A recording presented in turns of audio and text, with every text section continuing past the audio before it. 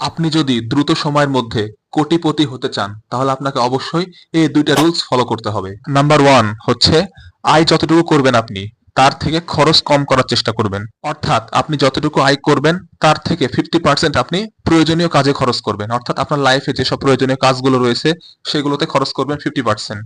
আর 30% খরচ করবেন হচ্ছে আপনার চাহিদা পূরণ করার জন্য। অর্থাৎ চাহিদা ভিত্তিক খরচ করবেন 30%।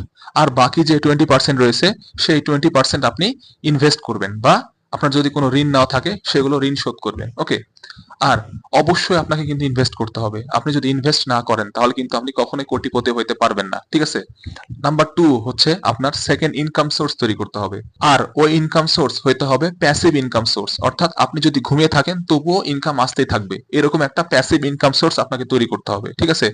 বর্তমানে কিন্তু প্যাসিভ ইনকাম সোর্সের অনেক অপশন রয়েছে, আপনি একটু রিসার্চ করে বের করে নেবেন। ওকে। বর্তমানে অনেক অপশন রয়েছে, আপনি ফ্রিল্যান্সিং করতে পারেন, বা আপনি একটা ইউটিউব চ্যানেল শুরু করতে পারেন, বা কন্টেন্ট ক্রিয়েশন করতে পারেন, বা অনেক অপশন রয়েছে, বা আপনি একটা ওয়েবসাইট খুলতে পারেন, ব্লগ লিখতে পারেন। যেটাই হোক, আপনাকে একটা সেকেন্ড ইনকাম সোর্স তৈরি করতেই হবে যদি আপনি কোটিপতি হইতে চান। ওকে। এই দুইটা রুলস যদি আপনি ফলো করতে পারেন তাহলে অবশ্যই আপনি খুব দ্রুত সময়ের মধ্যে কোটিপতি হবেন। আমি আপনাদের 100% গ্যারান্টি দিয়ে বলতেছি।